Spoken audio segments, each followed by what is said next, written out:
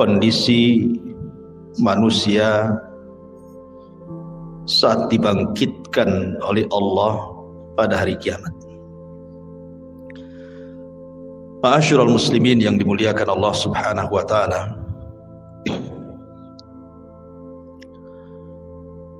Kita tahu bahwa salah satu yang wajib diimani adalah beriman dengan adanya hari akhir. Dan hari akhir itu ada arkannya, ada rukun-rukunnya. Dan rukun-rukun hari akhir itu terdapat 5 perkara yang harus diyakini. Yang pertama, kematian. Wajib diimani, karena kita pasti mati. Yang kedua, alam barzakh. Harus diyakini. Kemudian yang ketiga, alam mahsyar, bahwa kita akan dibangkitkan oleh Allah Subhanahu wa taala dan dikumpulkan. Kemudian yang keempat, hisab, balasan. Dan yang terakhir adalah al-jaza, kesudahan daripada manusia. Apakah dia layak masuk surga ataukah tidak layak masuk surga. Itulah gambaran beriman dengan hari akhir. Ma'asyiral muslimin yang dimuliakan Allah Subhanahu wa taala. Kita tahu bahwa ketika diutusnya Nabi sallallahu alaihi wasallam menjadi nabi dan rasul, disitulah mulai Israfil meletakkan ujung trompetnya dan siap meniup, menunggu izin dari Allah Subhanahu wa taala. Kenapa Israfil baru meletakkan moncong sangkakalanya saat diutusnya Nabi sallallahu alaihi wasallam? Karena Nabi kita adalah akhirul anbiya, akhir dari seluruh para nabi. Dan kita adalah akhir al-umam, akhir dari seluruh umat. Artinya tidak ada nabi setelah Nabi Muhammad sallallahu alaihi wasallam dan tidak ada umat setelah umat Rasul sallallahu alaihi wasallam. Setelahnya kiamat. Makanya Nabi sallallahu alaihi wasallam ketika suatu hari tidak nyenyak tidur, tidak enak makan, merenung, sahabat heran dan bertanya. Maka Nabi sallallahu alaihi wasallam menjawab, bagaimana mungkin aku bisa nikmat hidup, nikmat tidur, nikmat makan, nikmat minum dan begitu seterusnya. Faqad iltaqama sahibul qarni qarnan. Sementara malaikat Israfil, pemilik sangkakala itu, siap meniupkan trompetnya. Kapan diizinkan Allah, maka dia akan tiupkan itu. Tetapi keadilan Allah Subhanahu wa taala, setiap perkara itu ada muqaddimahnya. Allah Subhanahu wa taala tidak langsung mengkiamatkan alam semesta ini, tapi ada muqaddimahnya yang disebut dengan alamat kiamat kubra. Ada alamat-alamat kiamat besar. Tentu sebelumnya ada alamat-alamat kiamat kecil. Tapi mendekati kiamat ini yang muncul tanda-tanda alamat besar, dan itu jumlahnya 10 tanda. Kalau terjadi 10 tanda ini, maka habislah alam semesta. Secara ringkas, yang pertama munculnya Dajjal. Kemudian yang kedua, turunnya Isa ibn Maryam. Kemudian yang ketiga, munculnya Ya'juj wa Ma'juj. Ini 3 alamat pertama. Kemudian 3 alamat pertengahan, munculnya dukhan, Maksudnya dukhon itu asap yang tebal, yang sangat hitam pekat yang ada di langit. Kemudian setelahnya munculnya matahari dari arah barat. Kemudian setelahnya munculnya binatang dari perut bumi yang disebut dengan dabatun minal ardh. Binatang melata bisa bicara, yang menstempel mukmin dan kafir. Ini 3 alamat pertengahan.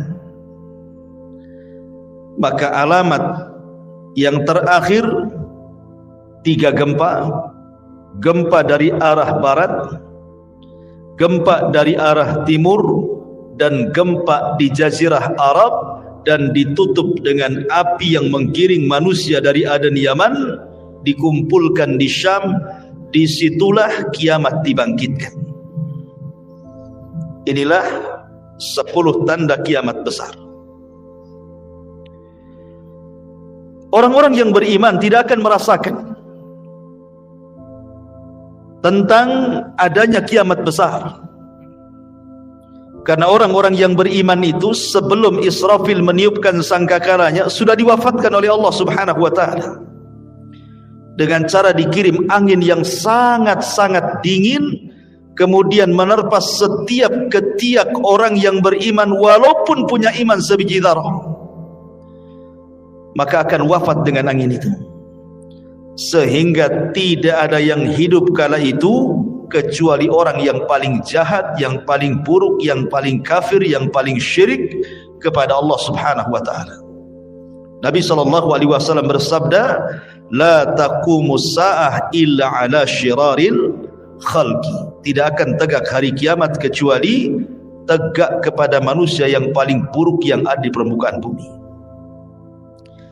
Ma'asyiral muslimin yang dimuliakan Allah Subhanahu wa ta'ala, ketika Allah Subhanahu wa ta'ala izinkan Israfil untuk meniupkan sangkakalanya, maka apa yang terjadi? Al-qari'atu mal qari'ah.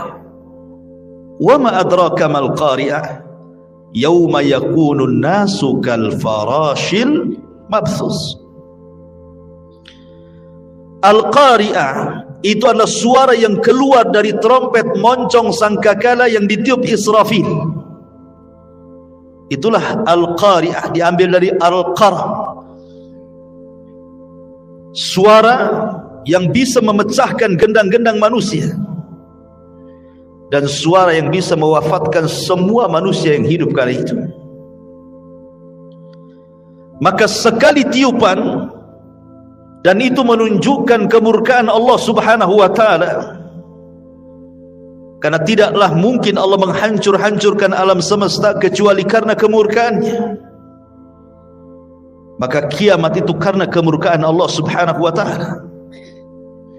Maka disitulah kita lihat dalam ayat-ayat Al-Quran, di mana wa idzan nujumun tasharat, bintang dijatuh-jatuhkan, wa idzal biharu fujjirat, kemudian lautan ditumpah-tumpahkan airnya, kemudian wa idza zulzilatil ardu zilzalaha, kemudian bumi digempa-gempakan.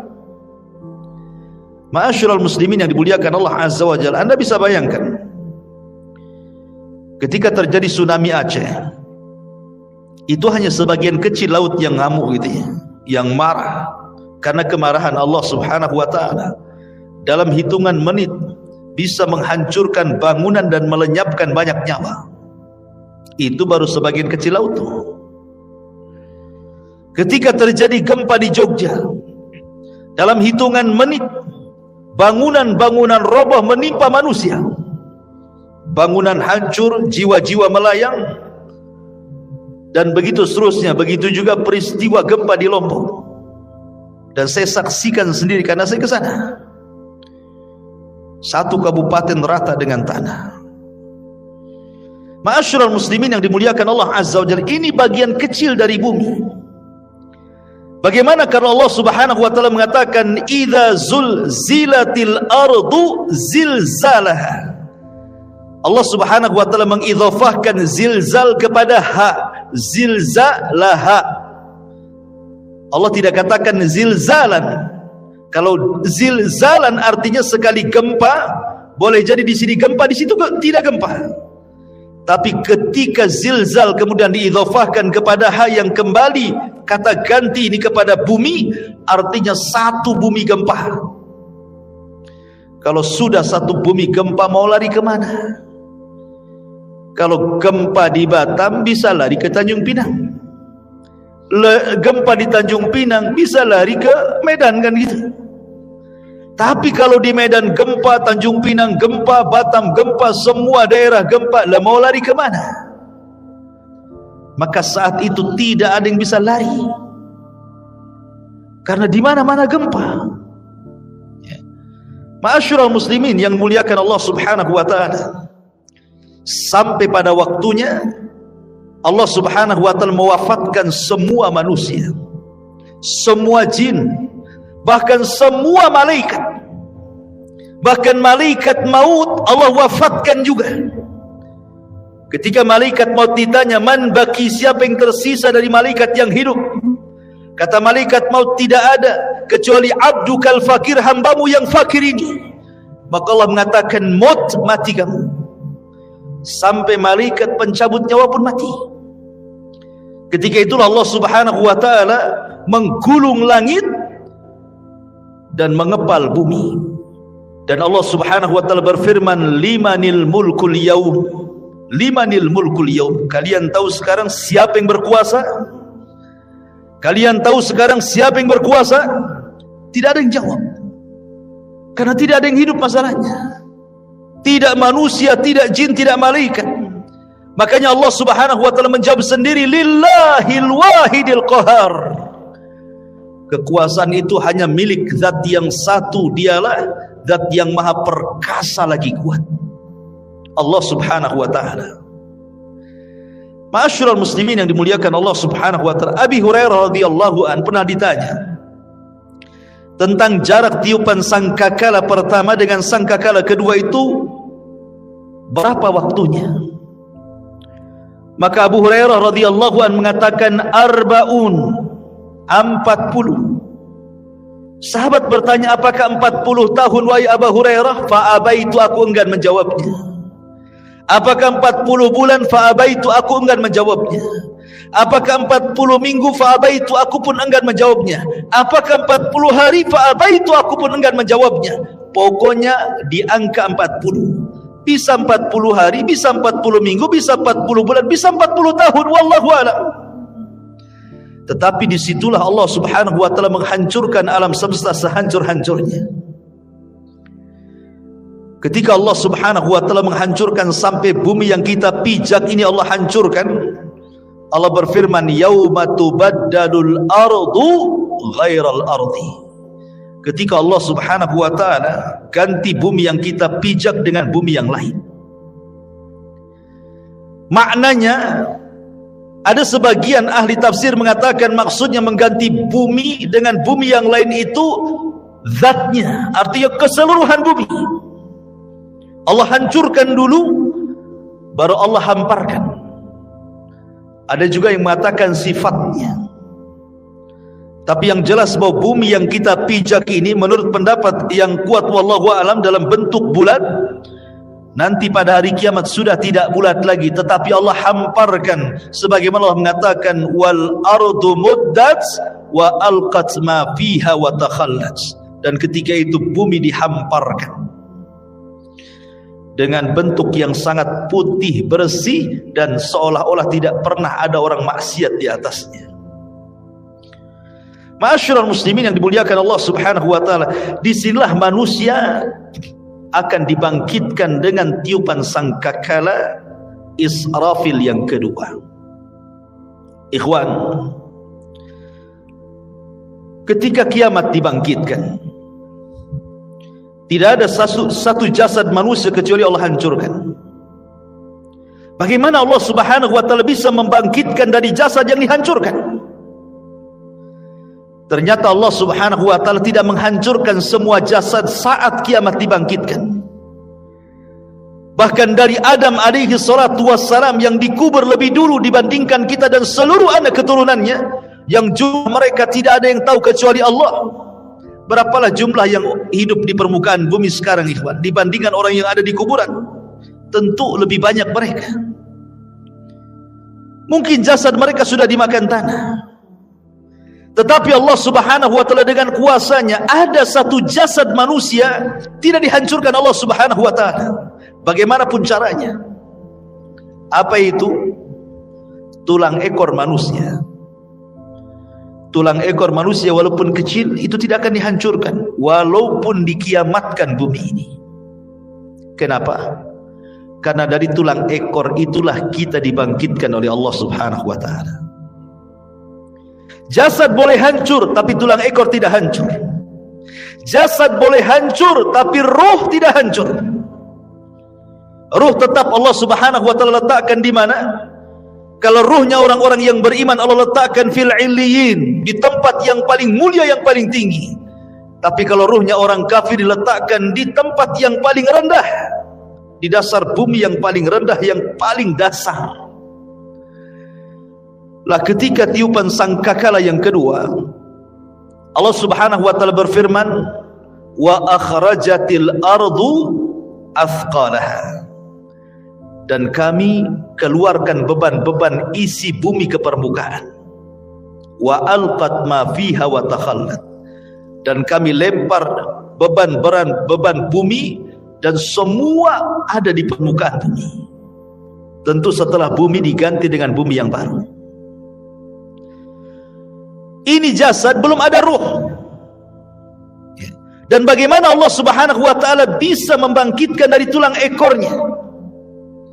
Dalam hadis yang sahih, Allah Subhanahu wa ta'ala mengirimkan hujan, karena asal kehidupan itu dari air, dan kami jadikan air itu segala sesuatu bisa hidup, kan itu. Wa ja'alnal ma' kulla syai'in hayy, kami jadikan air itu segala sesuatu hidup. Maka Allah akan hujani itu bumi itu. Ketika setiap tulang ekor tersentuh dengan air hujan tersebut, maka semua terlempar ke permukaan. Kemudian Allah ciptakan kembali jasad yang sudah hancur itu. Di situ Allah Subhanahu wa ta'ala katakan, wa idzan nufusu zuwizat, ketika Allah lesatkan setiap ruh-ruh yang diletakkan di illiyin kalau dia ruhnya mukmin, dan roh-roh yang ada di sijin kalau dia kafir munafik, dilesatkan semuanya. Subhanallah, tidak ada yang tertukar. Ruh masuk ke jasad-jasadnya yang pernah dia tempati di bumi, semua akan melesat di situ. Disitulah terjadi dalam akidah ahli sunnah wal jamaah sebagai yaumul ba'thi wan nusyur, hari kebangkitan, di mana manusia akan dibangkitkan di situ. Bagaimana kondisi mereka dibangkitkan? Allah Subhanahu wa ta'ala menyamakan kebangkitan manusia di padang mahsyar itu dengan dua binatang. Pertama dengan laron, dan yang kedua dengan belalang. Adapun dengan laron, Allah Subhanahu wa ta'ala berfirman, al-qari'atu mal-qari'ah, wa ma adraka mal-qari'ah, yauma yakunu nasu kal farash. Farash itu artinya laron yang berhamburan. Tetapi dalam ayat yang lain Allah mengatakan kal jaradil muntashir, seperti belalang-belalang yang berterbangan. Satunya laron berhamburan, satunya belalang berterbangan. Apa bedanya? Menurut ulama akidah, adapun ketika Allah Subhanahu wa ta'ala menyamakan hari kebangkitan itu manusia seperti laron, itulah permulaan kebangkitan. Di mana ketika manusia bangkit, ikhwan, manusia itu tidak tahu harus kemana. Karena padang pasir itu la ma'lama fi, tidak ada tanda sama sekali. Karena tanah itu putih bersih, tidak ada tanda sama sekali. Ketika di dunia banyak tanda, ini desa, ini kecamatan, ini ibu kota, ini gang, ini jalan, ini lorong, dan begitu seterusnya. Ini kota, ini desa, ini hutan. Di dunia ada maklam, ada tanda. Tapi di akhirat tidak ada tanda masalahnya. Anda mau lari kemana? Mau cari rumah siapa? Sementara ketika Allah Subhanahu wa ta'ala ganti bumi itu datar, tidak ada yang meninggi, tidak ada yang merendah, tidak ada gunung, tidak ada bukit, tidak ada lembah, semua datar. Kenapa Allah ciptakan seperti itu? Supaya menampung manusia sejak zaman Adam sampai yang terakhir mati. Kalau sekarang bumi dalam bentuk sekarang dibangkitkan sejak Adam sampai sekarang, mungkin bumi tidak akan cukup. Karena ada tempat-tempat yang tidak layak dihuni, kan gitu. Tetapi ketika bumi didatarkan, tidak ada yang meninggi, tidak ada yang merendah, tidak ada gunung, tidak ada bukit, tidak ada lembah, semua orang bisa bangkit di situ. Ma'asyiral muslimin yang dimuliakan Allah Azza wa Jalla, ketika awal bangkit itulah Allah mengatakan seperti laron. Antum perhatikan laron, apabila ada lampu datang laron. Laron ini kalau terbang tidak ada aturan. Nabrak kawannya, tiba-tiba besoknya sudah sayapnya bertebaran di mana-mana, jatuh sana kemari, kan? Begitulah kondisi laron. Itulah awal kebangkitan. Manusia lari ke sana, lari ke sini, tidak tahu kemana harus dituju. Nabrak sana, nabrak sini.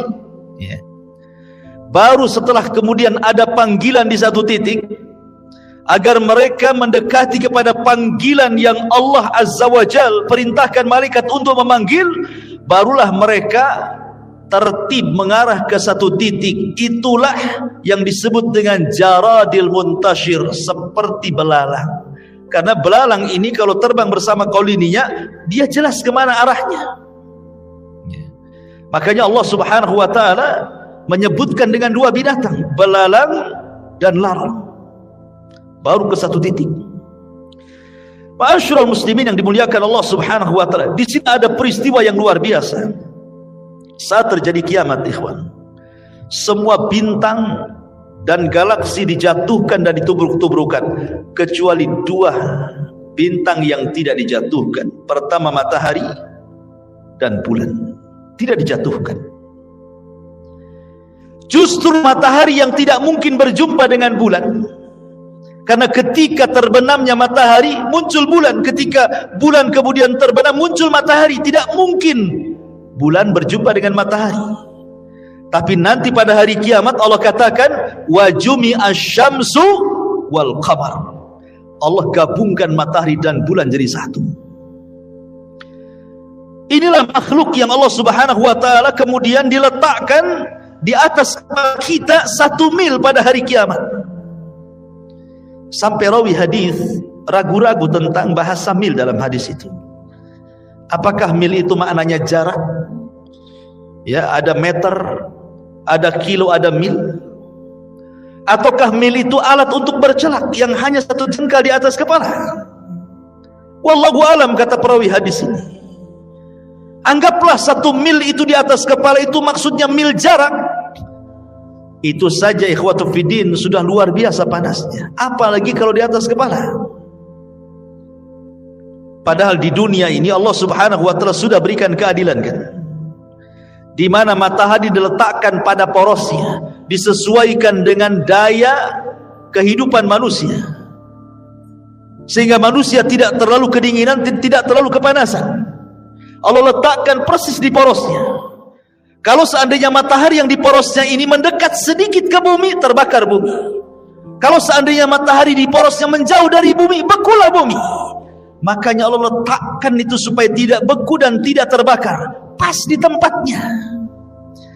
Tetapi Allah Subhanahu wa ta'ala pada hari kiamat Allah kumpulkan matahari dan bulan. Walaupun kesudahannya matahari dan bulan ini kemana? Dimasukkan ke dalam jahannam. Sampai sahabat bertanya, Rasul, apa dosa matahari? Kenapa dimasukkan ke dalam jahannam? Maka Rasul mengatakan, dimasukkan matahari dan bulan bukan berarti dua makhluk ini berdosa, tidak. Tetapi ingin membuktikan bahwa keduanya bukan Tuhan. Biar para penyembah bintang di bumi, para penyembah matahari dan bulan tahu bahwa matahari dan bulan itu bukan Tuhan. Makanya dipendamkan ke neraka. Sehingga ahlun nar melihat matahari yang dipendamkan ke neraka, rupanya keduanya bukan Tuhan. Ya, memang bukan Tuhan. Makanya Allah mengatakan la tasjudu lisyamsi wala lilqamari wasjudu lillahi alladzi khalaqahunna in kuntum iyyahu ta'budun. Jangan sujud kepada matahari dan bulan, tapi sujudlah kepada yang menciptakan keduanya kalau kalian betul-betul beribadah kepada Allah Azza wa Jalla. Ma'asyiral muslimin yang dimuliakan Allah Subhanahu wa taala. Bagaimana manusia saat dibangkitkan? Nabi sallallahu alaihi wasallam bersabda, yuhsyarun nas yaumal qiyamah khufatan uratan ghurlan buhman. Aisyah radhiyallahu anha menceritakan, nanti pada hari kiamat manusia akan dikumpulkan khufatan, tanpa beralas kaki. Anda bisa bayangkan saat matahari di siang hari kemudian memanasi aspal yang ada di jalan-jalan. Coba Anda jalan tanpa alas kaki, rasakan panasnya. Atau di gurun pasir gitu ya. Bagaimana orang bisa berjalan di dunia saja tanpa alas kaki, bagaimana pula di akhirat matahari didekatkan. Begitu panasnya kaki ini ketika mijak bumi itu kan.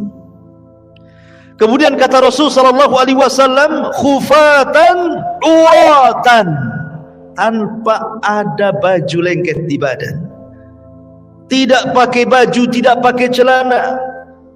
Tidak ada yang menyelimuti badannya, satu helai kain pun tidak ada di badannya. Bayangkan matahari dekat tuh. Kita saja ya kan itu ya, apabila telanjang di tengah matahari terik siang-siang itu panasnya luar biasa. Ini telanjang bulat. Kemudian kata Nabi sallallahu alaihi wasallam, khufatan uratan ghurlan, kembali tidak dikhitan. Waktu kita dikhitan, kita dibuang kulit, kemaluan kemudian entah berantah kulit itu. Tapi Allah akan kembalikan lagi ke setiap jasad manusia. Untuk apa? Lidiqqatil hisab, kata para ulama, supaya hisabnya betul-betul komplit. Sampai kepada masalah kulit kemaluan pun harus nempel, supaya betul-betul dihisab ya. Kemudian yang terakhir kata Rasul, ghurlan, tanpa bawa harta di badan. Artinya tidak bawa harta di badan itu ya tidak bawa apa-apa ya. Kalau di bumi nih antum pamannya safar bawa dompet gitu kan masih tenang lah tuh ya. Tetapi jangan lagi dompet, jangan lagi kartu ATM, pakaian pun tidak, celana pun tidak, celana dalam pun tidak. Lalu apa yang dibanggakan pada hari kiamat ikhwan? Itu menunjukkan bahwa Allahu aghniya wa nahnul fuqara. Allah itulah zat yang kaya, kita ini fakir ya. Karena nggak ada bawa apa-apa. Apa yang mau dibanggakan pada hari kiamat? Dibangkitkan tuh semua akan sama. Baik para raja yang dibangkitkan seperti itu, para menteri yang dibangkitkan seperti itu, orang-orang kaya yang dibangkitkan seperti itu, orang miskin juga sama, semua sama. Tidak ada yang dibanggakan pada hari itu di hadapan Allah Subhanahu wa taala, dan tidak ada yang disombongkan pada hari itu. Ma'asyiral muslimin yang dimuliakan Allah Subhanahu wa taala. Ada sebuah hadis yang dikeluarkan Imam Muslim. Nabi sallallahu alaihi wasallam mengatakan, yub'atsu kullu 'abdin 'ala ma mata 'alaihi. Manusia akan dibangkitkan pada hari kiamat sesuai dengan kondisi saat dia mati.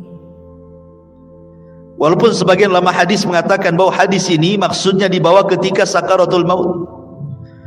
Bahwa manusia itu saat kematiannya disesuaikan dengan kebiasaan hidupnya, gitu maksudnya. Kalau kebiasaan hidupnya dia baik, insya Allah akan diwafatkan dengan cara husnul khatimah. Kalau kebiasaan hidupnya jahat, bisa saja dia diwafatkan dalam su'ul khatimah. Tapi ada juga yang mengatakan dari kalangan muhadditsin bahwa hadis ini berbicara tentang kebangkitan. Manusia itu akan dibangkitkan sebagaimana saat dia mati. Makanya Nabi SAW, kenapa ketika orang-orang yang haji itu, yang masih menggunakan kain ihram, kemudian qadarullah meninggal, kata Nabi SAW, suruh dikafani dengan ihramnya kan. karena dia akan bangkit pada hari kiamat dan dia akan menggunakan pakaian itu sambil mengucap labbaik Allahumma labbaik. Kemudian ketika Nabi SAW menguburkan para syuhada, mereka tidak dimandikan, tidak dikafankan, tidak disolatkan, langsung dimasukkan ke dalam liang lahat dengan pakaian mereka yang masih berlumuran darah, karena mereka akan dibangkitkan seperti itu dan darah-darah mereka menjadi saksi syuhada mereka. Dan saat dikubur, maka malaikat Munkar dan Nakir tidak akan bertanya soal siapa Tuhanmu, siapa nabimu, apa agamamu. Kenapa? Karena kata Nabi SAW, kafa, cukuplah bibariqatis suyuf, kilatan-kilatan pedang saat jihad, fitnah bagi dia, sehingga tidak ada fitnah kubur lagi. Ma'asyiral muslimin yang dimuliakan Allah Azza wa Jalla, bahkan pada hari kiamat Abu Sa'id Al-Khudri radhiyallahu anhu mengatakan, nanti pada hari kiamat ada orang-orang yang diseret dengan wajahnya. Subhanallah, kita di bumi berjalan dengan kedua kaki, tapi nanti saat dibangkitkan ada manusia-manusia berjalan kakinya di atas, kemudian wajahnya diseret, wajahnya di bawah, jalan dengan kepalanya. Sahabat bertanya, ya Rasulullah, wahai Rasul, kok ada orang yang seperti itu? Maksudnya kok bisa, bukankah di dunia dia berjalan dengan kakinya? Maka Nabi mengatakan, alaysa alladhi amshahu ala rijlaihi fid dunya qadiran ala an yamshiyahu ala wajhihi yaumal qiyamah. Kata Nabi SAW, bukankah ketika di bumi dia bisa berjalan dengan kedua kakinya? Siapa yang menjadikan dia bisa berjalan seperti itu? Allah. Maka sebagaimana Allah mampu menjalankan manusia di bumi dengan kedua kakinya, maka Allah pun mampu menjalankan dengan wajahnya pada hari kiamat. Dan mereka orang-orang kafir. Bahkan subhanallah, al-jaza min jinsil amal, ikhwan, balasan itu sesuai dengan amalannya. Ada manusia saat dibangkitkan itu kecil, ya.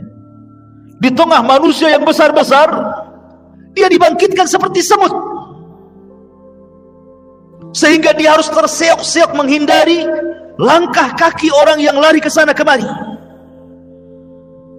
Lihatlah semut kecil kan.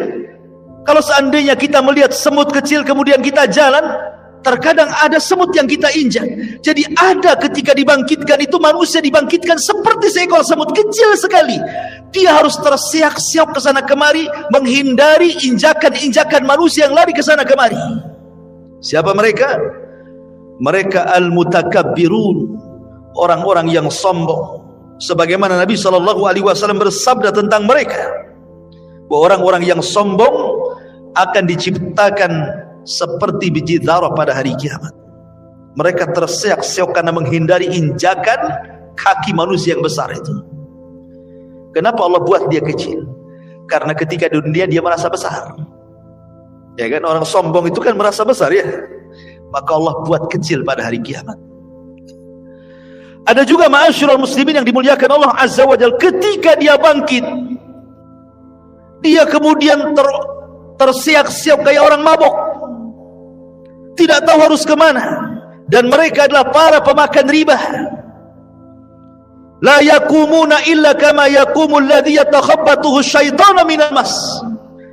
Pemakan riba itu nanti bangkit pada hari kiamat seperti orang yang kesurupan, yang dimasuki setan ke dalamnya, oyong ke sana kemari. Ada juga, kata Nabi SAW, orang yang dibangkitkan itu buta, padahal di dunia dia melihat, sehingga dia kemudian mengatakan, Rabbi lima hasyartani a'ma wa qad kuntu basira. Rabb, kenapa kau bangkitkan aku dalam kondisi buta? Dulu di dunia aku melihat. Maka Allah Subhanahu wa taala mengatakan, ya, karena engkau ketika di dunia melupakan ayat-ayatku, sekarang kulupakan kau buat buta, kata Allah Subhanahu wa taala. Jadi macam-macam orang dibangkitkan itu. Ada yang berteriak-teriak memanggil-manggil Allah Subhanahu wa taala, ya Rabb, ya Rabb. Tapi Allah tidak memandangnya sama sekali. Ada orang-orang yang tidak akan pernah dipandang pada hari kiamat, bahkan tidak akan diberikan rahmat, bahkan sudah disediakan azab yang pedih. Subhanallah ya ikhwan. Kalau sampai kita tidak dipandang oleh Allah Subhanahu wa ta'ala, berarti kita akan merasakan peritnya neraka jahanam. Siapa mereka? Kata Nabi SAW, "Thalathatun la yukallimuhumullahu yawmal qiyamah, wa la yuzakkihim, wa la yanzuru ilaihim, wa lahum adzabun alim." 3 orang tidak akan diajak bicara pada hari kiamat, tidak akan disucikan, tidak akan dilihat, bahkan azab sudah menunggu mereka. Pertama, syekhun zanin, sudah tua tapi suka berzina, menunjukkan akhlaknya buruk. Kemudian yang kedua, malikun kadzab, raja pendusta, penguasa para pendusta, mendustakan rakyatnya. Wa'ilun mustakbir, sudah miskin sombong pula dia. Kemudian juga Rasul mengatakan, salasatun la yukallimuhumullahu yaumal qiyamah. Ada juga orang-orang yang tidak akan diajak bicara oleh Allah Subhanahu wa ta'ala, tidak akan disucikan, tidak akan dilihat. Bagi mereka azab yang pedih. Al-musbil, orang yang melembrehkan pakaiannya di bawah mata kaki. Al-mannan, orang yang suka mengadu domba ke sana kemari. Al-munfik sil'atahu bil halifil kadhib, seorang pedagang untuk melariskan dagangannya berdusta dengan sumpah kepada Allah Azza wa Jalla. Mereka tidak akan diajak bicara, mereka tidak akan dilihat oleh Allah Subhanahu wa ta'ala. Termasuk juga rajulun ata rajulan au imra'atun fi duburi, atau seseorang laki-laki yang melakukan homoseksual, tidak akan diajak bicara, tidak akan disucikan, tidak akan dilihat oleh Allah. Atau seorang laki-laki yang berhubungan lewat dubur istrinya, tidak akan diajak bicara, tidak akan disucikan, bahkan tidak akan dilihat oleh Allah Subhanahu wa ta'ala. Termasuk juga imra'atun la tashkuru li zawjiha, istri yang tidak pernah bersyukur kepada suaminya. Istri yang tidak pernah bersyukur kepada suaminya. Apabila suaminya mendatangkan banyak kebaikan, hanya satu kesalahan, dia mengatakan engkau tidak pernah berbuat baik. Bersyukur kepada suaminya. La yanzurullah ila imra'atin la tashkuru li zawjiha. Allah tidak akan melihat kepada seorang wanita yang tidak pernah syukur kepada suaminya. Jadi ada orang-orang yang tidak akan dilihat Allah. Dia panggil-panggil ya Rabb, ya Rabb, Allah tidak peduli dengan orang itu. Bahaya ikhwan, kalau sampai tidak dilihat oleh Allah Subhanahu wa ta'ala.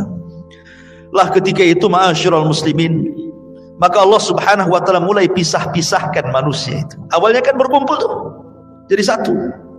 Sejak zaman Adam sampai yang terakhir mati terkena trompet sangkakala Israfil, dibangkitkan semuanya. Di situ masih kumpul para nabi, para syuhada, para siddiqin, para salihin, orang awamnya. Dari mulai zaman Adam sampai yang terakhir masih satu di padang mahsyar itu. Baru Allah pisah-pisahkan di situ. Apa kata Allah Subhanahu wa ta'ala? Kata Allah Subhanahu wa ta'ala, hei, siapa yang di antara kalian ketika di dunia menjadi para pemimpin yang adil, keluar kalian kemari, berdirilah di bawah arsy Allah Subhanahu wa ta'ala, kalian mendapatkan naungan. Kemudian dia panggil lagi, hei orang-orang yang ketika di dunia hatinya terikat dengan masjid, kemari, keluar dari situ. Di sini kalian mendapatkan naungan dari arsy Allah Subhanahu wa ta'ala. Kemudian dipanggil lagi, hei orang-orang yang ketika di dunia suka berinfak sampai tangan kirinya tidak tahu diinfakkan tangan kanannya, shadaqatus sir. Kemari, keluar.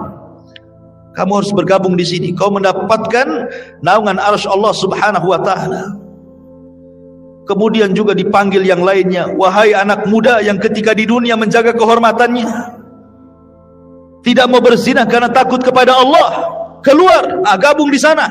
Di sana kau mendapatkan naungan arsy Allah Subhanahu wa ta'ala. termasuk kalian yang saling mencinta karena Allah, membenci karena Allah, keluar, gabunglah kau di situ. Itulah yang disabdakan Nabi SAW, sab'atun yudhilluhumullahu fi dhillihi yawma la dhilla illa dhilluh. 7 orang yang akan mendapatkan naungan di hari yang tidak ada naungan kecuali naungan Allah Subhanahu wa taala. Mereka akan dikeluarkan, ya, akan dikelompokkan sesuai dengan amalan mereka, gitu maksudnya.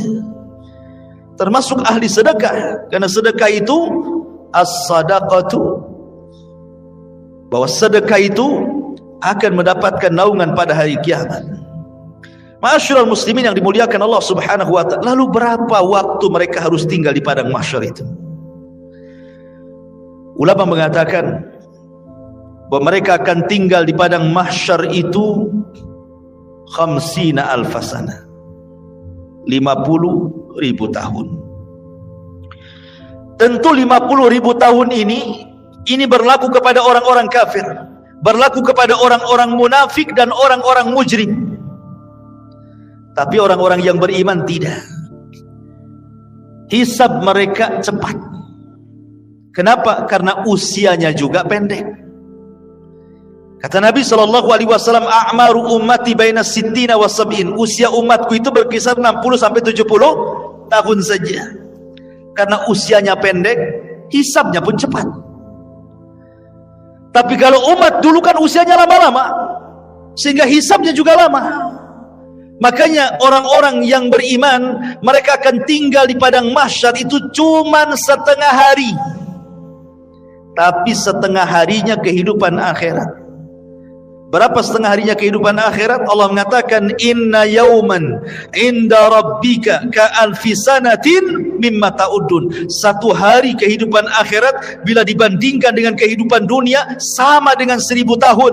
Berarti setengah harinya 500 tahun. Jadi orang-orang yang beriman akan tinggal 500 tahun saja. Sementara orang kafir akan tinggal 50.000 tahun kehidupan akhirat, tinggal dikali 1000 tahun kehidupan dunia. Berapa lama mereka harus tinggal di situ, ikhwan? Begitulah Allah Subhanahu wa taala hendak mengadili mereka seadil-adilnya. Ma'asyiral muslimin yang dimuliakan Allah Azza wa Jalla. Jadi manusia itu dibangkitkan dengan berbagai macam gaya. Makanya Allah mengatakan ashtatan liyurau a'malakum. Ashtah, ya. Ashtah itu artinya bangkitnya macam-macam. Ya, tadi ada yang buta, ada yang oleng gitu ya. Ada yang kepalanya di atas, kepalanya di bawah, kakinya di atas gitu ya. Ada yang kemudian pincang jalannya, macam-macam orang itu dibangkitkan. Kemudian habis itu dikelompok-kelompokkan, ahli sedekah dengan ahli sedekah, ahli Quran dengan ahli Quran, ahli solat dengan ahli solat, dan begitu seterusnya. Ma'asyiral muslimin yang dimuliakan Allah Azza wa Jalla. Disinilah banyak peristiwa yang akan dilalui. Apa saja peristiwa setelah kematian itu? Kalau boleh saya singkat, nanti saya bentangkan sedikit. Yang pertama sudah saya jelaskan, kebangkitan. Yang kedua, hasyar, pengumpulan manusia di padang mahsyar. Kemudian yang ketiga, al-haud, telaga. Manusia akan minum dari telaga. Kemudian yang keempat, syafa'atul uzma. Orang meminta syafaat kepada para nabi. Kemudian yang kelima, dimulai hisab. Kemudian yang keenam, barulah kemudian diterbangkan catatan. Baru ada yang mengambil dengan tangan kanan, tangan kiri, dan di belakang punggungnya. Kemudian yang nomor 7, barulah ada mizan, timbangan. Kemudian yang nomor 8, barulah kemudian jahanam didatangkan, kemudian jembatan diletakkan di bawah jahanam. Di atas jahanam, bawahnya jahanam, itulah titian siratal mustaqim. Jisrun mamdudun fawqa jahannam. Sebuah titian, bawahnya jahanam. Kemudian manusia akan lewat di titian itu. Kemudian yang nomor berapa? 9. Manusia akan kumpul di kontor. Disinilah akan terjadi kisos. tapi kisosnya sesama orang yang beriman. Tapi kalau kisosnya sesama orang kafir sebelum titian siratal mustaqim, baru setelah dikontorok, barulah mereka akan berjubel di pintu-pintu surga. Baru setelah itu tidak ada yang bisa membuka pintu surga kecuali Nabi SAW. Baik, kita urai sedikit. Tadi sudah jelaskan, yang pertama hari kebangkitan, manusia dibangkitkan, kemudian dikumpulkan. Ketika manusia tertidur dan cukup lama, kemudian terbangun, pasti yang Anda rasakan akan merasakan haus yang luar biasa. Iya kan? Kalau tidur lama gitu kan, bangun pasti pengen minum. Seperti Anda juga pengen minum. Bismillah, minum dulu. Masya Allah. Jadi ketika mereka kehausan ini, maka mereka mencari air. Setiap para nabi Allah Subhanahu wa taala sudah berikan telaga. Likullin nabi haudun. Setiap nabi diberikan telaga. Dan telaga yang paling besarlah telaga Nabi kita Muhammad sallallahu alaihi wasallam. Maka umat Rasul sudah diarahkan ke masing-masing nabinya. Termasuk kita umat Islam diarahkan kepada telaga Nabi kita. Telaganya sangat besar. Airnya putih, lebih putih dibandingkan susu, kata Rasul. Lebih manis dibandingkan madu. Dan satu kali minuman tidak akan haus selamanya. Dan tidak akan rebutan karena gelasnya sejumlah bintang yang ada di langit, kata Nabi. Dan orang yang pertama dibolehkan minum, merekalah orang-orang Ansar dari kalangan sahabat Nabi sallallahu alaihi wasallam. Lah kenapa tidak Muhajirin? Bukankah Muhajirin adalah as-sabiqunal awwalun? Mereka lah yang awal-awal masuk Islam, baru kemudian Ansar kan itu. Kenapa di akhirat orang yang pertama minum orang Ansar dulu baru Muhajirin? Terbalik? Ya. Karena orang Ansar diberikan kesabaran ketika di dunia. Mereka tidak pernah mencicipi kekuasaan. Khulafaur Rasyidin semua dari Muhajirin. Abu Bakar Muhajirin, Umar Muhajirin, Uthman Muhajirin, Ali Muhajirin, Hasan bin Ali Muhajirin. Ganti ke kekuasaan kerajaan. Raja yang pertama Muawiyah ibn Abi Sufyan Muhajirin. Runtuhnya Bani Umayyah, berdiri Bani Abbasiyah, semua dari Mekah Muhajirin. Semua kekuasaan itu dari Muhajirin. Orang Ansar itu tidak pernah jadi raja, mereka jadi rakyat. Makanya kata Nabi SAW, sabarlah kalian. Kalian akan mendapatkan nanti raja-raja yang zalim. Boleh jadi mungkin yang menguasai kalian itu raja-raja zalim.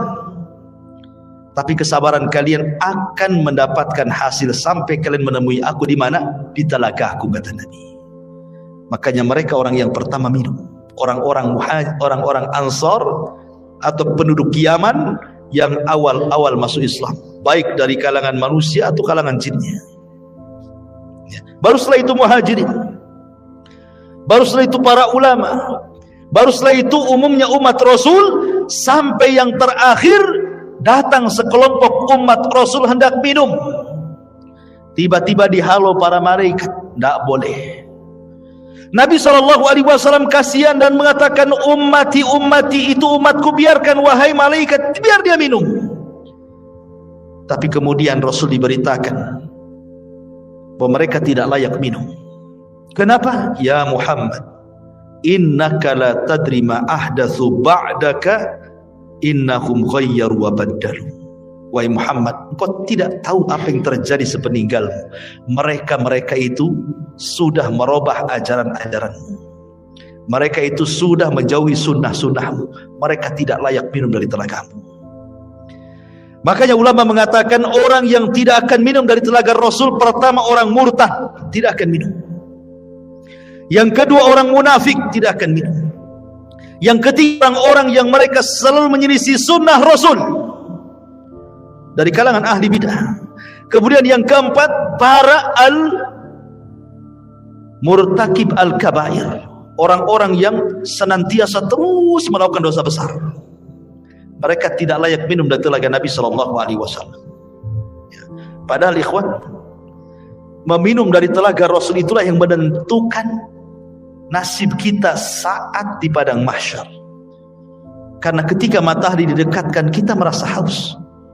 Sementara Rasul mengatakan siapa yang meminum satu teguk saja dia tidak akan haus selamanya, kan? Artinya bisa meringankan beban saat matahari didekatkan sebenarnya. Baru setelah kemudian mereka minum, ada yang tidak, kemudian mereka berkumpul lagi di padang mahsyar, dibiarkan oleh Allah Subhanahu wa taala. Dengan matahari didekatkan, kemudian keringat dicucurkan, sampai-sampai keringatnya membanjiri, sampai kalau seandainya ada perahu dijalankan, perahu bisa jalan di keringatnya. Karena ada yang tenggelam selutut, ada yang tenggelam sepusat, ada yang tenggelam sedada, ada yang tenggelam telinga, ada yang tenggelam betul-betul dengan keringatnya, sesuai dengan amalannya. Ya, ma'asyiral muslimin, ini menakutkan karena kumpulnya mereka saja sudah menakutkan. Kenapa menakutkan? Karena ketika di kuburan saja mereka sudah takut. Kan kalau orang-orang yang beriman masuk kuburan itu dibentangkan surga, ya kan? Ketika dia sanggup menjawab pertanyaan malaikat, siapa Tuhanmu? Allah. Siapa Nabimu Muhammad? Apa agamamu? Islam. Allah akan mengatakan dari langit, an sadaqa abdi, hambaku telah benar. Kalau begitu, bentangkan pintu dari sorga, hantarkan makanan, hantarkan minuman, hantarkan pakaian, hembuskan angin dari sorga supaya wangi kuburannya, kan itu. Artinya dia bisa melihat sorga di kuburan. Tapi orang kafir, munafik dan ahli dosa, ketika dia tidak sanggup menjawab apa kata Allah, sempitkan kuburan sesempit-sempitnya, kan itu. Kemudian bentangkan neraka di hadapannya. Makanya ketika kemudian terjadi hari kiamat, mereka sudah melihat neraka saat di kuburan tuh. Makanya mereka sudah ketakutan luar biasa. Dari situlah akhirnya kemudian ketika Allah biarkan saja di padang mahsyar seperti itu, mulailah orang-orang berakal di antara mereka datang kepada Adam. Ya Adam, anta abul bashar, kau ini bapak manusia. Isfa' lana ila rabbik, mintalah syafaat kepada Rabbmu. Ala tara ila ma nahnu fi, tidakkah kau iba kepada kami, lihat kondisi kami. Tapi Adam mengatakan tidak bisa, karena aku sudah pernah melakukan maksiat sehingga Allah murka, dan kemurkaannya tidak pernah terjadi sebelum dan sesudahnya. Sebaiknya kau kenuh saja, datang kepadamu. Sama juga jawabannya. Kata Nuh, sebaiknya kau datang kepada Ibrahim. Sama pula jawabannya. Tidak bisa juga. Kata Ibrahim, sebaiknya kau datang kepada Nabi Musa. Musa pun sama. Bahkan kata Musa, sebaiknya datang kepada Isa. Jadi antara Adam, Nuh, Ibrahim, Musa, Isa, semua mengatakan nafsi, nafsi, urus diri kalian, katanya. Kata Isa bin Maryam, sebaiknya kalian datang kepada Muhammad sallallahu alaihi wasallam. Maka mereka datang kepada Rasulullah. Baru Nabi SAW tidak menolak permintaannya dan mengatakan ana laha, kan ku coba terus. Maka Nabi SAW berangkat sendiri, kemudian mendekati arsy Allah, kemudian sujud di bawah arsy dengan sujud yang sangat lama.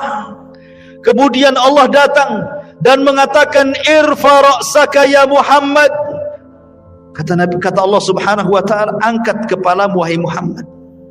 Sal qul tusma, sal tu'ta, ishfa tushaffa. Katakan kau didengar, minta kau diberi, mintalah syafaat, ku beri kau syafaat, kata Allah. Ini yang disebut dengan syafaatul uzma, syafaat khusus yang hanya diberikan kepada Rasul kita, tidak diberikan kepada para nabi. Dan orang yang paling bahagia dengan syafaat Rasul, kata Abu Hurairah radhiyallahu an, dalam hadis Abu Hurairah, Nabi sallallahu alaihi wasallam bersabda, as'adun nas bi syafaati man qala la ilaha illallah.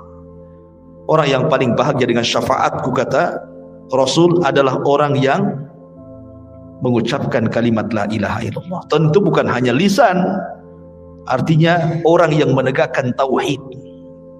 tidak melakukan kesyirikan. Yang sekarang lagi merebak para perdukunan itu syirik-syirik semua tuh. Ya, jangan percaya kepada mereka. Kalau harus percaya kepada dukun, percayalah ke dukun urut kan ini. Jelas-jelas ngurut dia kan.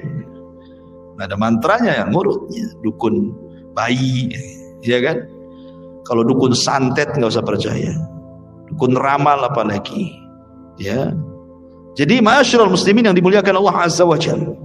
Setelah syafaat, apa yang terjadi? Setelah syafaat ardul a'mal, Allah akan memperlihatkan amalan kita, ikhwan. Liyurau a'malahum. Allah akan perlihatkan amalan kita. Makanya ada hadis yang mengatakan, nanti pada hari kiamat akan didatangkan manusia membawa pahala sebesar Bukit Tihamah. Coba bayangkan. Bukit Tihamah itu besar. Ya, lebih besar daripada Uhud, cuman lebih kecil daripada Uhud.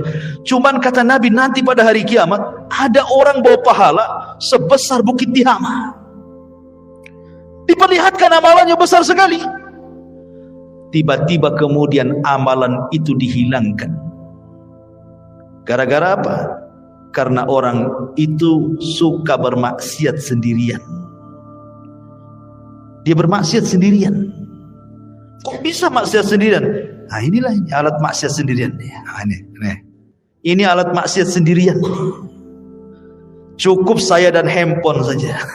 Itu maksiat sendirian, dalam kamar sendirian, nyumpet apa antum ya. Entah lagi nyebar hoax di situ. Copy paste hoax, ya kan? Itu apalah yang dilihat di situ. Ya. Waktunya sholat masjid aja situ kan. Ini maksiat sendirian. Nanti ada orang pada hari kiamat pahalanya sebesar gunung Tihamah. Rupanya setelah diperlihatkan itu saja, tiba-tiba dihilangkan. Kemudian ditanya kenapa dihilangkan? Itulah akibat maksiat sendiri, kesendirian tadi. Ada juga orang yang datangkan, masya Allah, di dunia ahli sedekah. Ahli sedekah. Ada masjid perlu bangunan disumbang dia, ada madrasah perlu uang disumbang dia, ada fakir miskin butuh biaya disumbang dia. Tidak ada tempat kecuali disumbang dia. Dipanggil oleh Allah, diperlihatkan amalan dia di dunia, dibuat layar tancap, seolah-olah dia diingatkan, tuh kamu tuh waktu di dunia itu, tuh kamu bawa uang ke masjid ini, kau bawa uang ke masjid itu, kau bawa uang ke panti asuhan ini. Diperlihatkan amalannya di dunia. Kemudian Allah mengatakan, betul itu kamu tuh yang jalan ke sana kemari? Oh iya, dengan bangganya. Itu saya, wahai Allah. Ya. Kemudian Allah mengatakan, untuk apa kau amalkan itu? Maka dia mengatakan, saya bersedekah untukmu ya Rabb. Kata Allah, kadzabta, dusta kamu. Kadzabta, dusta kamu. Engkau bersedekah itu supaya engkau dianggap dermawan. Engkau bersedekah itu supaya engkau dianggap pemurah. Engkau bersedekah itu supaya dipuji manusia. Kadzabta, dusta kamu. Akhirnya malaikat bawa ini seret ke neraka. Didatangkan lagi para mujahidin. Kemudian diperlihatkan bagaimana saat jihad dia banyak membunuh musuh, akhirnya dia mati syahid. Diperlihatkan sama Allah itu, betul kamu itu? Oh iya, itu saya, wahai Rabb. Apa yang lakukan? Ustushhidu fik, aku mati syahid karenamu ya Rabb. Kata Allah, kadzabta, dusta. Itu bukan. Kau ini perang hanya supaya orang menganggap kau pahlawan saja, kau pemberani, supaya dikenang orang. Tidak. Kadzabta, dusta kamu. Seret, masukkan dia ke neraka. Didatangkan lagi orang pakar Quran, alim bil Quran. Sehari-harinya dia baca Quran, dia ajarkan Al-Quran, dia baca Quran, dia tegak kepada Allah dengan Al-Quran. Diperlihatkan, betul kamu itu yang semalaman salat dengan membaca Al-Quran? Oh iya, itu saya, wahai Rabb, katanya. Untuk apa kau lakukan? Oh, qara'tu fikal Quran, aku baca Quran untukmu ya Rabb. Kadzabta, dusta kamu. Kamu membaca Quran itu supaya manusia menganggap kau qari, ahli pakar Quran, hebat dalam Quran, dan begitu seterusnya. Kadzabta, dusta kamu. Seret ke neraka. Jadi ada orang-orang yang diperlihatkan amalannya, itu disebut ardul a'mal namanya. Baru setelah ardul a'mal masuk pada perkara hisab. Ikhwan, hisab ini mencakup pertama orang kafir, kedua orang munafik, ketiga orang yang beriman. Adapun orang kafir ada yang mengatakan tidak dihisab. Apa yang mau dihisab? Amalannya sudah lebur-lebur. Makanya Allah mengatakan a'maluhum karamadin istaddat bihi, amal mereka sudah habis, lunas di dunia saja nggak diterima. Lalu apa yang mau dihisab? Ada yang berpendapat tidak akan dihisab orang kafir, langsung ke jahanam. Tapi ada juga mengatakan tetap dihisab, hanya sekedar formalitas untuk menunjukkan keadilan Allah Subhanahu wa taala. Orang munafik lebih jahat dibandingkan orang kafir. Maksudnya munafik i'tiqad ya, bukan munafik amal. Apa bedanya munafik i'tiqad dengan amal? Kalau munafik i'tiqad itu zahirnya Islam, hatinya kafir. Jadi dia masuk Islam dengan badannya, keluar dari Islam dengan hatinya. Tapi kalau munafik amal ini masih muslim, dia hanya meniru sifat munafik. Kalau ngomong dusta, kalau janji khianat, itu munafik amal namanya. Beda ya. Dia tidak dikeluarkan dari Islam. Jadi munafik yang dikeluarkan dari Islam itu yang mendohirkan Islam, menyembunyikan kekufuran, seperti orang-orang orientalis dan begitu seterusnya ya. Karena ada orang-orang misionaris yang ingin memurtadkan kaum muslimin, pura-pura masuk Islam gitu ya. Adapun hisabnya orang-orang mukmin ada dua. Ada yang disebut dengan hisaban yasira, mudah hisabnya. Ada yang disebut dengan hisaban asira, sulit hisabnya. Apa bedanya? Kata Nabi SAW, hisab yang mudah itu, orang ini akan ditanya oleh Allah Subhanahu wa taala semua apa yang dilakukan dia di dunia, tetapi dia tidak diwajibkan untuk menjawab, hanya mengiyahkan saja. Betul kamu zina? Iya. Betul kamu rampok? Iya. Betul kamu ini? Iya. Betul kamu itu? Iya. Betul kamu sholat? Iya. Betul kamu puasa? Ya gitu saja ya. Habis itu Allah tutupi aibnya dan Allah ampuni dosanya. Itu hisab yasir, mudah. Tapi hisabnya ada yang sulit. Bagaimana caranya? Ketika dia tanya soal amalannya, dia bantah. Dia membantah Allah. Kamu juri? Enggak. Itu bantah namanya. Korupsi? Enggak. Jadi sehingga harus datangkan saksi. Kata Nabi SAW, manukisha udzib. Siapa yang ketika dihisab ada bantah-bantahan, maka akan diazab orang ini ya. Itulah yang disebut hisaban asir, hisab yang sulit. Kalau dia sampai bantah-bantahan, berarti dia mendapatkan hisab yang sulit. Tapi kalau tidak ada bantah-bantahan, dia hanya sekedar ikrar, menetapkan apa yang ia lakukan saja, habis itu Allah tutup dan Allah ampuni, berarti dia mudah hisabnya ya. Itulah yang disebut dengan hisab mudah dan hisab sulit. Lah setelah kemudian manusia dihisab, baru terjadi tatayurus suhuf. Suhuf diterbangkan, disuruh kita mengambil catatan kita masing-masing. Orang-orang yang beriman dengan bangganya dia ngambil dengan tangan kanannya. Kemudian dia mengatakan kepada manusia, "Iqra kitabak," lihat bukuku. Baca katanya. Dia sudah tahu isinya apa. Tetapi orang-orang kafir, dia ambil dengan tangan kirinya dan dia mengatakan, "Duhai kiranya aku tidak pernah punya catatan seperti ini." Datang orang munafik, diambil lagi dari belakang punggung dengan tangan kirinya lagi ya. Baru setelah itu terjadi mizan, timbangan. Apa yang ditimbang? Badannya, amalannya, dan catatan yang dibawanya. Faman thaqulat mawazinu fahuwa fi isyatir radiyah. Kalau berat timbangan kebaikannya, dia akan mendapatkan kehidupan yang diridhoi oleh Allah.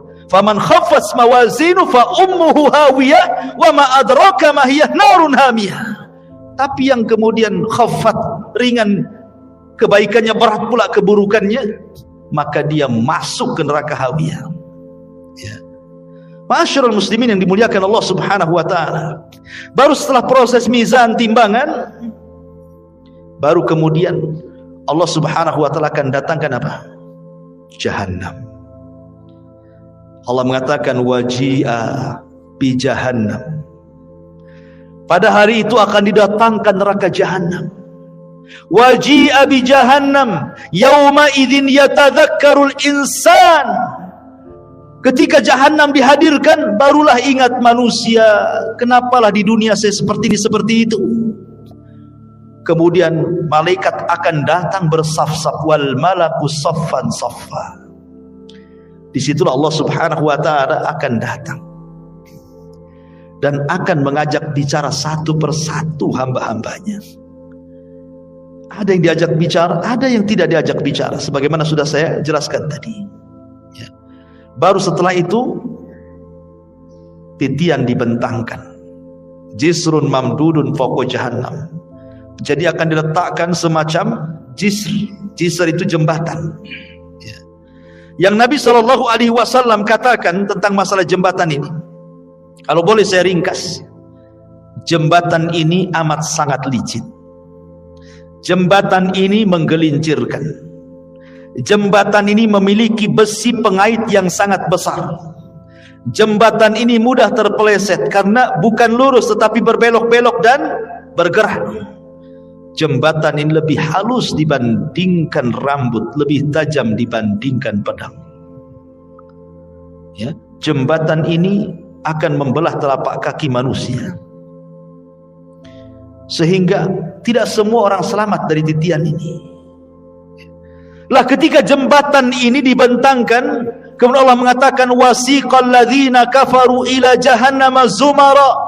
Allah langsung masukkan orang kafir, tidak pernah masuk titian orang kafir itu, langsung dimasukkan ke dalam jahannam.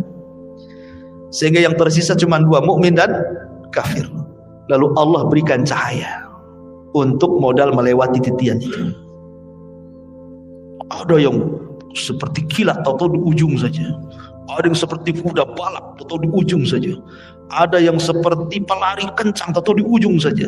Ada yang jalan, ada yang merangkak, ada yang jatuh bangun, begitu seterusnya. Karena ada kalalib di situ, ada kait mengait, ya, yang ujungnya seperti duri dan akan menghantam siapa saja. Kemudian kalau sudah terlempar dari jisr itu, dari titian itu, maka akan sampai di dasar jahanam itu setelah 70 tahun.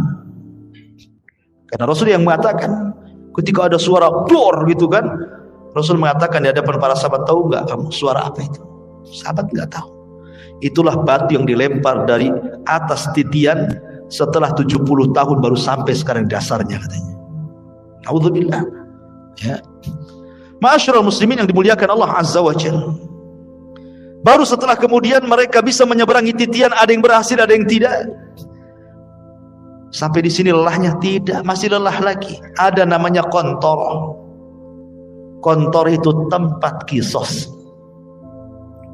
Ingat, kontor itu hanya bagi orang yang beriman saja. Tapi kalau kisosnya antar orang kafir atau orang mukmin mendolimi orang kafir atau orang kafir mendolimi orang yang beriman, itu sebelum titian.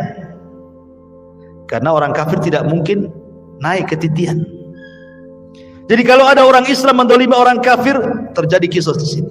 Kalau ada orang kafir mendolimi orang kafir, terjadi kisos di sini. Termasuk juga binatang akan dikisos.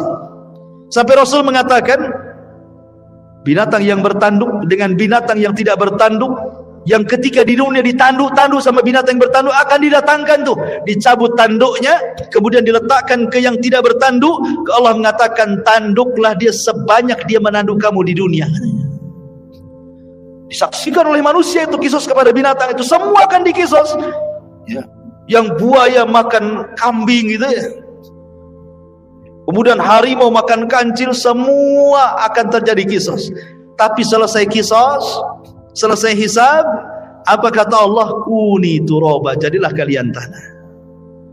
Maka binatang-binatang itu semua jadi tanah. Orang-orang kafir menyaksikannya, tiba-tiba mereka mengatakan, ya laitani kuntu turaba. Duhai kiranya aku jadi tanah seperti binatang itu, kata.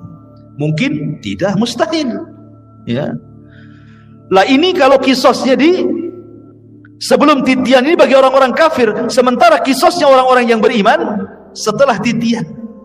Inilah yang dikenal dalam hadis Nabi SAW sebagai hadis muflis namanya. Hadis orang bangkrut. Kata Nabi, atadruna mal muflis hadil ummah. Tahu nggak kamu orang bangkrut di antara umatku ini? Sahabat ya polos saja orang bangkrut ya orang gulung tikar, usahanya kolab, nggak punya dinar, nggak punya dirham. Oh itulah orang bangkrut katanya. Kata Nabi bukan. Orang bangkrut itulah orang yang datang dengan pahala salat, pahala puasa, pahala zakat, pahala-pahala lain-lainnya. Di satu waktu dia pernah mendolimi si fulan, mencaci maki, memukul si fulan, menumpahkan darah si fulan, mengambil harta si fulan, dan begitu seterusnya. Di sini terjadi antara barter pahala dan dosa. Jangan ke situ dulu kamu, sini. Dulu kau memukul saya. Mana pahalamu? Diambil pahalanya. Mau pergi lagi ke pintu surga, tunggu dulu. Dulu kamu mencaci maki saya. Sini pahalamu. Berangkat lagi, tunggu dulu. Dulu kau yang menginjak kaki saya. Tunggu dulu. Akhirnya banyak orang yang minta pahala dia, habis pula pahalanya. Ketika habis pahalanya masih ada juga, ingat gak? Dulu kau yang ambil uang saya. Sini pahalanya. Saya tak ada pahala. Tak apa kau tak ada pahala. Aku punya dosa. Nih dosaku ambil. Gitu kan. Datang lagi. Dulu kau pernah menzalimi saya. Mana pahalamu? Tidak punya. Nggak apa-apa. Nih dosaku ambil. Bayangkan coba. Makanya Rasul mengatakan orang ini disebut orang bangkrut. Kalau ibarat pedagang itu modal habis, hutang pula numpuk. Orang ini habis pahalanya diberikan orang, dosa pula ditanggung dia, gitu maksudnya ya. Makanya disebut bangkrut orang ini. Kalau masih tersisa pahalanya, ada kesempatan masuk surga. Kalau tidak, dicemplungi lagi ke neraka. Di sini terjadi kisos, ikhwan, antar orang yang beriman. Bahkan yang mengeri adalah kisosnya pembunuhan. Karena awal yang pertama dihisab oleh Allah itu, kalau hak manusia adalah masalah darah, dan itu ketika proses hisab itu, yang pertama kali hak manusia adalah darah. Tapi kalau hak Allah salat, yang pertama dihisab kalau hak Allah adalah salat. Tapi kalau hak hamba masalah darah. Kata Abdullah ibn Abbas radhiyallahu anhu, orang-orang yang dibunuh itu akan membawa kepala, tangan kirinya diambil kepalanya. Jadi dia berjalan tanpa kepala. Walaupun ketika di dunia dibunuhnya bukan dipenggal kepalanya, mungkin diracun, mungkin diceki, mungkin diapa gitu ya, mati. Tapi nanti pada hari kiamat orang-orang yang dibunuh tanpa kepala berjalan menghadap Allah, dan tangan kirinya membawa kepalanya sambil bercucuran darah di lehernya. Kemudian tangan kanannya membawa pembunuhnya dihadapkan kepada Allah. Kemudian dia mengatakan, "Ya Rabb, sal hadza lima qatalani." Ya Rabb, tanya orang ini, kenapa dia sampai membunuh? Tanya, karena pembunuhan itu kan sebagaimana sabda Rasul nanti di akhir zaman, al-qatil la yadri fi ma qatal wal maqtulu la yadri fi ma qutil. Orang yang membunuh bingung kenapa dia bisa membunuh, orang yang dibunuh lebih bingung lagi kenapa saya bisa dibunuh.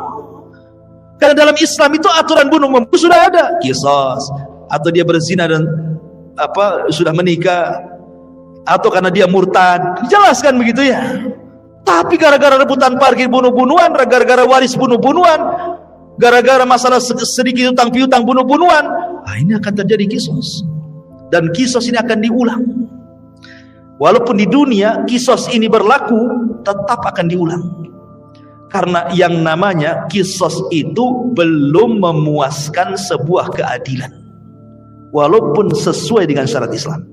Apalagi tidak sesuai dengan syariat Islam. Yang sesuai dengan syariat Islam saja tidak memenuhi keadilan. Contoh, si A membunuh si B, yang satu preman, yang si B ini orang soleh. Si B ini dia penopang keluarganya, yang satu ini preman. Dibunuhlah orang baik ini, kemudian datang ke mahkamah Islam, diponis kisos, dibunuh premannya, akhirnya sama-sama mati kan. Tapi bagi keluarga belum ada keadilan. Ini yang mati orang baik, ya. Ketika dia sudah meninggal, akhirnya terputuslah nafkah ke keluarganya. Ini yang preman dibunuh lagi, yang keluarganya aja nggak suka dia preman, biarkannya dia mati kan. Jadi belum memenuhi keadilan kan hati kita ini. Maka di akhirat diulang lagi. supaya memenuhi keadilan. Makanya ketika masuk surga, kata Ibnu Utsaimin rahimahullahu taala, wa naza'na ma fi sudurihim min ghillin ikhwana, tidak ada lagi dendam, tidak ada lagi marah, ya, tidak ada lagi dendam kesumat, betul-betul dihilangkan dalam hatinya. Karena sudah ada kisah 2 kali kan, ingin menghilangkan dendam kesumatnya. Ketika masuk surga semua jadi satu hati, ya. Jadi terjadi kisah tuh. Kembali ke kontora. Nah, setelah kontora itulah adalah pintu-pintu surga. Disitulah manusia berjubel di pintu-pintu surga. Kata Rasul, sayati alaikum zaman kadidu minaz ziham. Akan datang waktunya manusia berdesak-desakan di pintu surga. Tidak ada yang bisa membuka pintu surga. Sampai pun Adam tidak bisa membuka pintu surga, kecuali Nabi kita Muhammad SAW. Ana awal man aftatihu babal jannah. Saya orang yang pertama kali membuka pintu surga. Ketika Rasul buka pintu surga, tiba-tiba ada wanita mau mendahului masuk ke dalam surga, ya. Ada perempuan lari mau mendahului Nabi masuk surga. Kata Rasul, tunggu dulu, siapa kamu? Maka wanita yang mengatakan, saya wanita yang merawat banyak anak yatim, ya. Dari sini kata para, lihat bagaimana para pengkafil yatim berdua sama masuk ke dalam surga. Itulah yang dinamakan ana wa kafilul yatim fil jannati kahataini. Aku dan para perawat anak yatim itu seperti ini di surga, kata Nabi. Ya kan? Tetapi yang jelas bahwa di sini Rasul yang pertama kali masuk surga ya bukan wanita ini. Cuma dia mau bersama Nabi, mau mendahului Nabi, cuma di stop kan gitu ya. Bagaimanapun yang pertama membuka pintu surga Rasul, yang pertama masuk ke dalam surga pun Nabi sallallahu alaihi wasallam. Adapun kehidupan di surga tentu kehidupan yang luar biasa, karena bagaimanapun Rasul yang mengatakan a'dadtu li ibadis salihin ma la ainun ra'at wa la udhunun sami'at wa la khatara ala qalbi bashar, gitu ya. Aku siapkan di surga itu kenikmatan yang tidak pernah dilihat mata, didengar telinga, terlintas pun tidak. Subhanallah, ya. Ma'asyiral muslimin yang dimuliakan Allah Subhanahu wa taala. Lah, surga itu bertingkat-tingkat.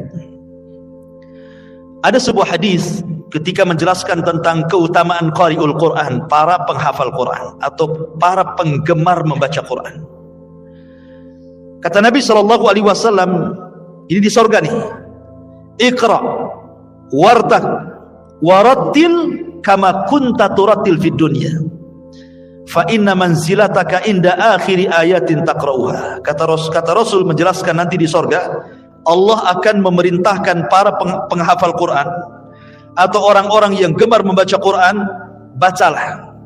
Subhanallah, Quran ini bukan hanya dibaca di dunia, di surga pun dibaca, ya. Bacalah, naiklah.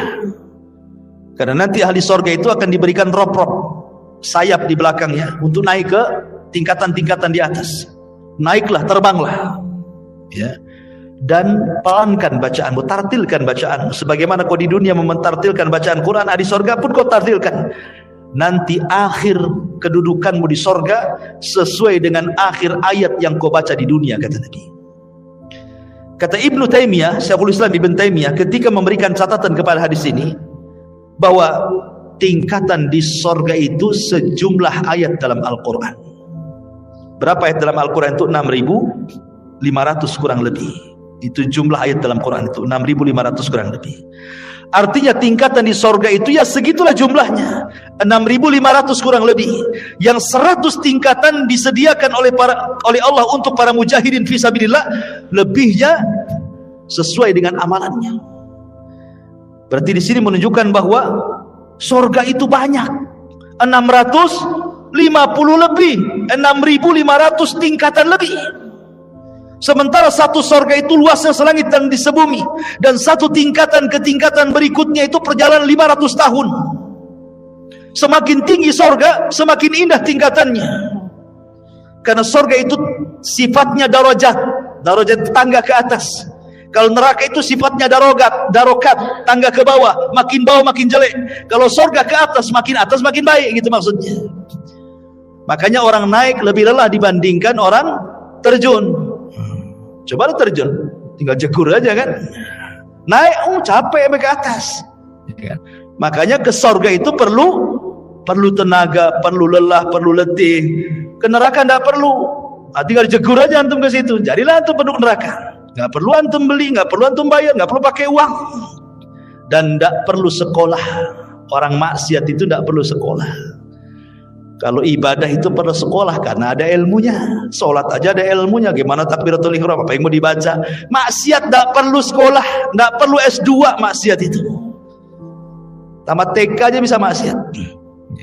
Makanya tidak lelah orang masuk neraka itu, tapi enak. Itulah makanya ikhwatu fiddin, kenapa surga itu dibaluti dengan makari, hal-hal yang tidak suka. Sementara neraka itu dibaluti oleh syahwat, hal-hal yang orang suka masuk ke situ. Ya. Lah surga yang bertingkat-tingkat ini Allah Subhanahu wa ta'ala berikan kepada siapa? Orang-orang yang masuk ke dalam surga sesuai dengan tingkatannya. Bahkan di surga itu minimal satu orang itu mendapatkan 2 istana. Paling sedikit orang yang masuk surga itu dapat 2 istana. Dapat 2 istana. Kalau seandainya di dunia antum dapat 2 rumah di Sukajadi yang paling dalam, yang paling mewah itu, wah udah senang sekali. Tapi sayang rumah di Sukajadi nggak seberapa dibandingkan rumah di surga. Cuman karena nggak kelihatan, makanya malas untuk bangun rumah di surga. Maunya di dunia saja karena nampak gitu ya. Lah jadi paling sedikit orang masuk surga itu, setiap orang mukmin masuk surga minimalnya 2 istana Allah berikan. Kenapa? 1 istana solid milik dia, 1 istana itu milik orang kafir yang masuk neraka, diwariskan kepada orang yang beriman. Tilkumul jannah uristumuha, itulah surga yang diwariskan kepada kamu. Jadi minimalnya 2. Dan Allah mengatakan waliman khafa maqama rabbihi jannatan. Bagi yang takut kepada Rabbnya maka dia Allah berikan 2 surga. Tapi kita bisa lebih daripada hanya 2 istana. Bahkan setiap hari antum bisa menambah istana itu dengan mudah. Kata Rasul, barang siapa yang membaca Qul huwallahu ahad, Allahus samad, lam yalid walam yulad walam yakul lahu kufuwan ahad 10 kali dalam sehari semalam, banallahu lahu baitan fil jannah. Allah akan bangunkan antum istana di surga tanpa modal. Cukup baca Qul hu 10 kali. Modal? Tidak. Modal ngomong saja. Kalau antum bangun rumah, sak jelek-jelekan di kos-kosan, keluar uang pondasi, uang bata, uang batu, uang semen, uang spandek, uang keramik, macam-macam. Cukup kulhu 10 kali jadi itu istana di surga. Tapi baca kulhu aja malas, ya kan? Karena nggak nampak masalahnya. Coba kalau seandainya saya kasih rumah antum, nggak usah di Sukajadi, di ban kampung 1. Tapi kulhunya jangan 10, 5.000. Wow, langsung pada daftar tuh biasanya. Siap Ustaz, 5.000 kulhu, baca kulhu. Yang penting dapat rumah saya. Itu di dunia ya kan. 5.000 kulhu dia baca loh. Ini enggak perlu 5.000 kulhu, 10 saja dapat loh di surga. Enggak mau baca juga. La haula wala quwwata illa billah. Jadi itulah memang namanya keimanan kepada yang gaib itu memang perlu keyakinan. Makanya kenapa dalam awal surah Al-Baqarah itu ciri orang yang bertakwa itu yang pertama kali beriman dengan gaib. Ya, yang gaib itu harus diimani. Sebab kalau tidak beriman yang gaib ya tadi akhirnya nggak yakin dengan sorga. Bukti nggak yakin dengan sorga, Allah pilih amalan-amalan yang bisa membangunkan istana di sorga, nggak juga orang tertarik. Ada bangun masjid nih. Kan bangun istana di surga tidak harus 1 masjid dia bangun. 1 sak semen pun jadi itu antum bangun rumah di surga. 1 keping keramik pun jadi. 1 lonjor besi pun jadi. Enggak juga nyumbang. Oke, ini modal Ustaz, saya tidak ada duit. Ya tadi ya nggak modal ya kulhu itu 10 kali. Tak ada modal itu aja masih susah baca kulhu. Atau yang nggak modal lagi, salat duha 12 rakaat, kata Rasulullah, banallahu qasran fil jannah. Siapa yang salat duha 12 rakaat Allah bangunkan istana di surga. Enggak juga antum salat duha. Lalu apa lagi? Ma'asyiral muslimin yang dimuliakan Allah, banyak amalan-amalan enggak modal. Itulah karena kurang yakinnya kita dengan perkara gaib itu. Tapi kalau soal perdukunan yang gaib-gaib yakin tuh. Datang dia, tolong cek tangan saya, nasib saya ini gimana masa depan nih, usaha saya lancar atau enggak nih. Yakin dengan gaib yang satu ini. Ya. Ma'asyiral muslimin yang dimuliakan Allah Azza wa Jalla. Jadi surga yang bertingkat-tingkat itu, maka tingkatan tinggi semakin baik semakin baik. Dan ingat, surga itu bukan hanya sekedar istana. Ya, di situ juga ada view-nya, ada sungainya, ada tamannya, ada roof-roofnya, ada bahkan ada kamar terbuat dari kaca, bayangkan. Terbuat dari kaca, ghuraf namanya. Kamar itu persis terbuat dari kaca. Yura dhahiruha batinuha. Orang dalam melihat keluar, orang luar melihat ke dalam. Ya bahasa kita rumah kaca lah. Kan sekarang kan lihatlah rumah-rumah minimalis itu kan cantik tuh kalau dikasih kaca itu kan. Di mana tuh ghuraf itu? Di atas. Kalau kita ini di dunia bangun satu bangunan di atas, harus ada tiang dari bawah nopang tuh. Di sorga tak ada. Tak ada tiang, ya gitu saja kamar. Ustaz, gimana saya kesananya katanya. Antum pikir antum di sorga kayak apa? Terbang antum ke sana. Ya. Karena semua binatang di sorga itu, jangankan kita, binatang di sorga semua terbang. Makanya bahasa Quran itu lahmi tair. Tair itu artinya burung. Ya, daging burung gitu ya. Jadi semua binatang itu kata para ulama terbang di sorga itu. Tidak ada binatang melata kayak di bumi itu berjalan di, tidak ada, semua terbang. Antum aja terbang. Ya. Ma'asyiral muslimin yang dimuliakan Allah, intinya bahwa kalau cerita tentang sorga nggak ada habisnya. Kita akan terhayal ke sana. Kalau cerita neraka sudahlah Ustaz, sekali aja lah. takut katanya. Intinya bahwa inilah manusia saat kebangkitan. Mudah-mudahan ada manfaatnya. Insyaallah kita lanjutkan dan kesempatan. Subhanakallah bihamdika asyhadu an la ilaha illa anta astaghfiruka wa atubu ilaik. Allahu ta'ala alam. Assalamualaikum warahmatullahi wabarakatuh.